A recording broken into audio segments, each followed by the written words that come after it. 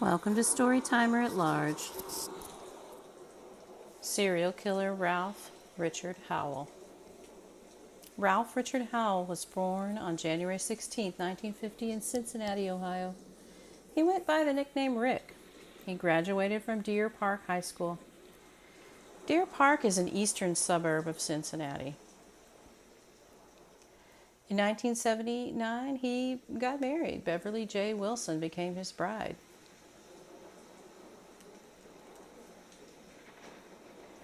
In 1983, just 4 years after marrying Beverly Wilson, he got into a little bit of trouble with the law. He managed to get out of serious trouble, though. He ended up pleading guilty to a misdemeanor.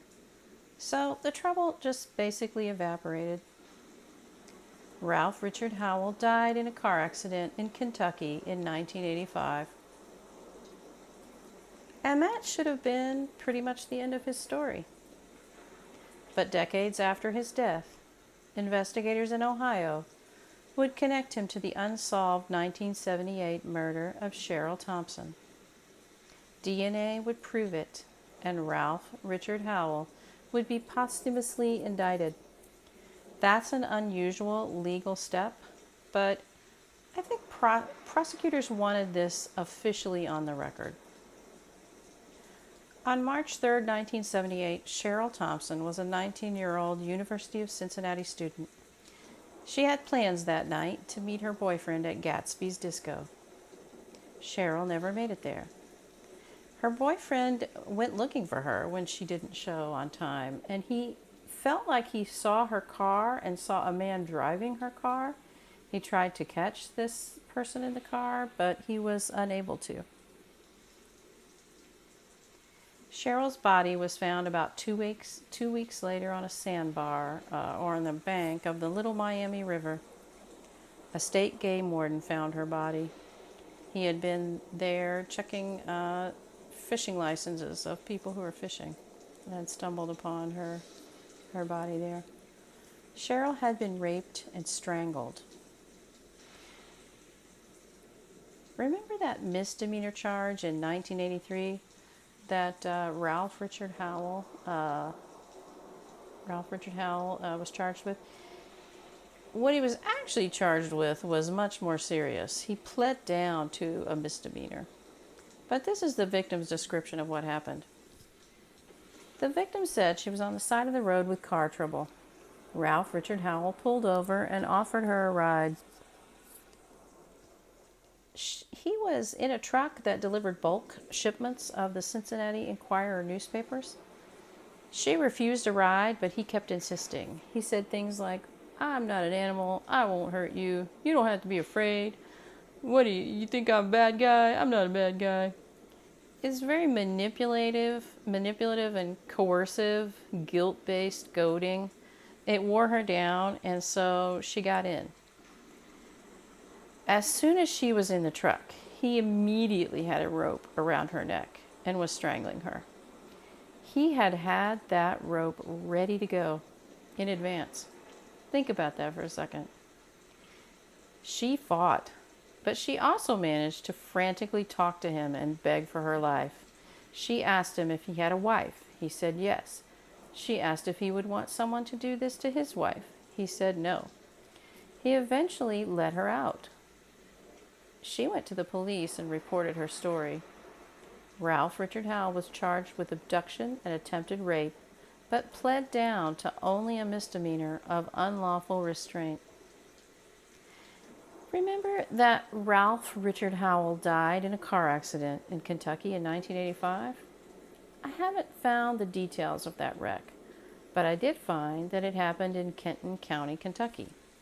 That's just across the border, just across the river from Cincinnati, just across the Ohio River there.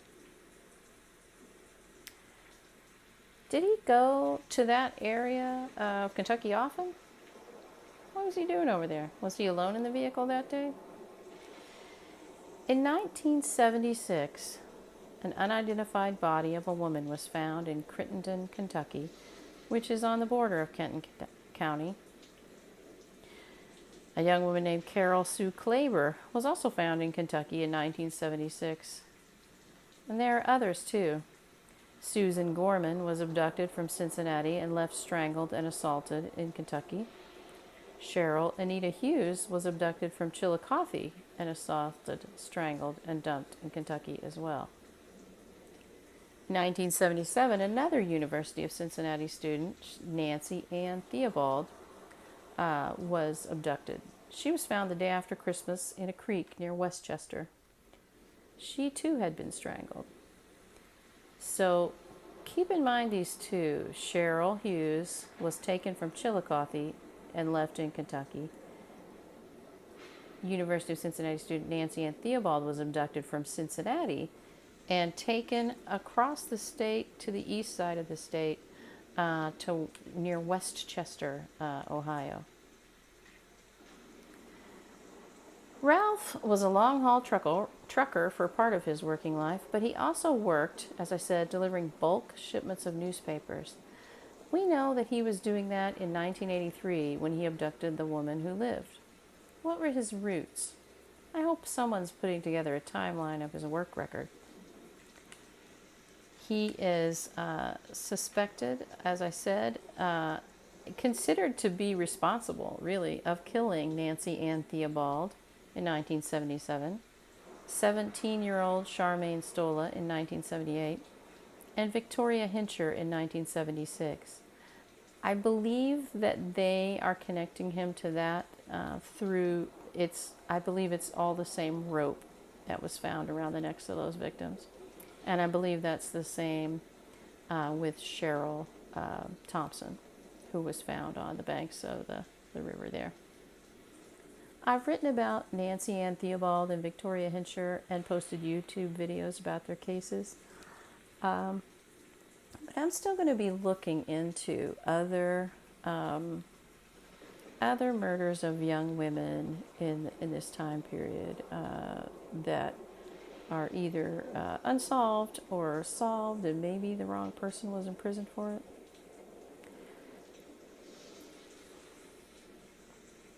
So I'll be adding to this blog post, as I find more information about him, but I have a feeling you're going to hear a lot more about him in the future. I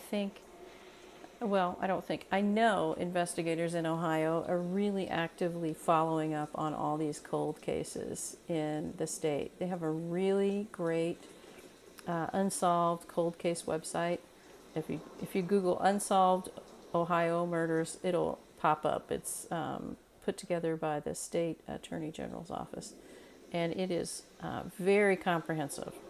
So I hope you'll consider looking at that. You might have information about a murder that could help solve a murder and could help close a case. Ralph Richard Howell, again, just that description of the victim who got away. Boy, I wish policemen, investigators had known in 1983 what we all know now. When I know if you're a person who takes in a lot of true crime information, you know that he's talking her into the vehicle, but he has that rope ready to go. And you and I both know that wasn't the first time he did that. And now we definitively know that in Cheryl Thompson's case that he was indeed responsible for her murder. But I think there are others, and I still can't get over there's still a victim, I believe still to this day, who is unidentified, a young woman who was found in Kentucky, whose remains have yet to be identified. So thank you for listening, and I hope you'll follow along in the future as events unfold. If I hear of anything new, I'll definitely keep you posted on this YouTube channel. Thank you for listening. Good night.